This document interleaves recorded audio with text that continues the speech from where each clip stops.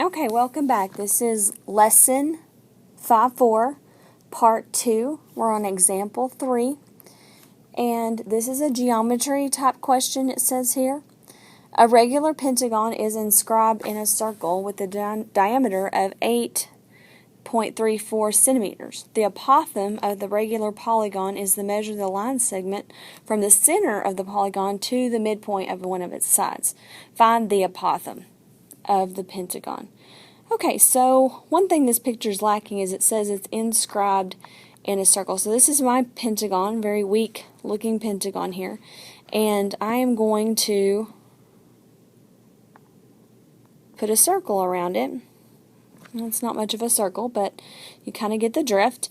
And it says that the diameter is 8.34. Well, 8.34 is the diameter that's all the way across.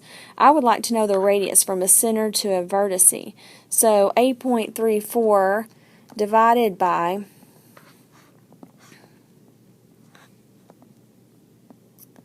divided by 2 would be 4.17 centimeters.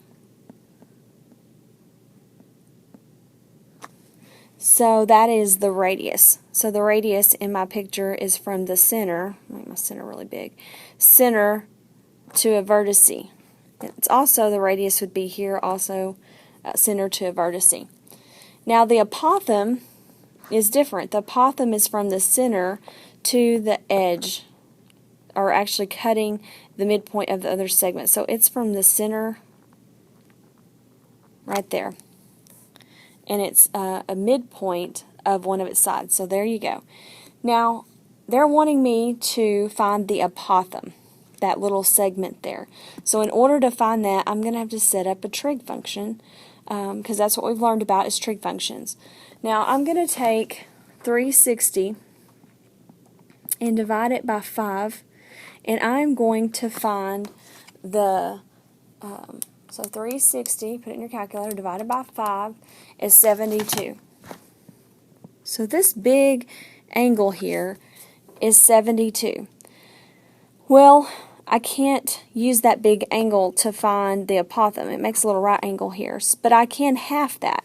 So 72 divided by 2 is 36. So that little angle right here, and it's pretty little, not much room to write, is 36 degrees. So if I use that angle plus the hypotenuse, or the radius, which is 4.17, okay, that radius, which is also the hypotenuse of that little triangle in there, then I could find out what the apothem is. Now over here to the side, I'm going to kind of draw what we're seeing here, just to make it clear. This is 4.17, that radius, 4.17, and this is 36 degrees, and I'm looking for the apothem. So what trig function will I use when I know the hypotenuse, and I know an angle, and I need the adjacent next to side? So I'm going to use cosine. Cosine of 36 degrees is adjacent, which is what I don't know, and I'm going to call it A for apothem, A over 4.17, which was the hypotenuse or the radius. So in order to get the apothem by itself, I need to multiply by 4.17 on both sides, times the cosine of 36 will give me my apothem. So my apothem is equal to 4.17 times the cosine of 36 degrees. So I get my calculator out, make sure I'm in degree mode, type that in, and so my apothem is 3.37 if I round it to the nearest hundredths. 3.37. And that will be centimeters. Okay. Now this is a review. All of this is actually all done in geometry, but this is a little review over angles of elevation and angles of depression. Alright, the angles, I'm going to draw this little Z here.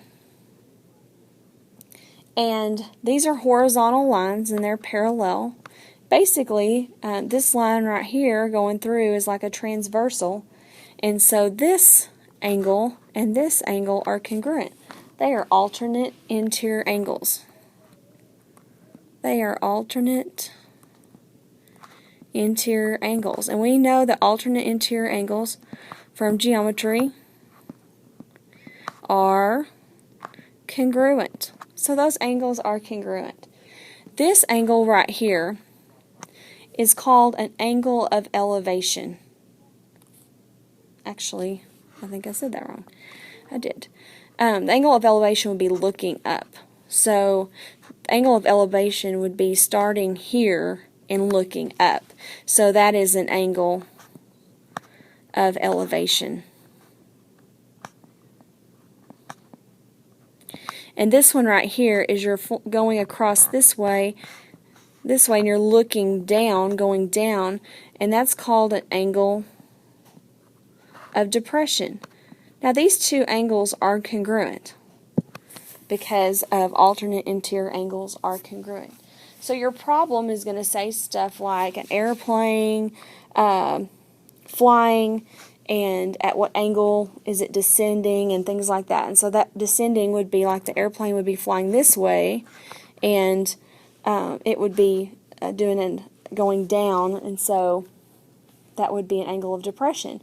Or if you're standing here and you're looking up at the building, that would be an angle of elevation. This should be a review. Again, we have done these before. If you have a question about this, look on page 300. It shows you some examples of angle of elevation and angle of depression. All right, the last example is quite extensive, and in the past I have actually skipped that example. You'll never do anything like this year.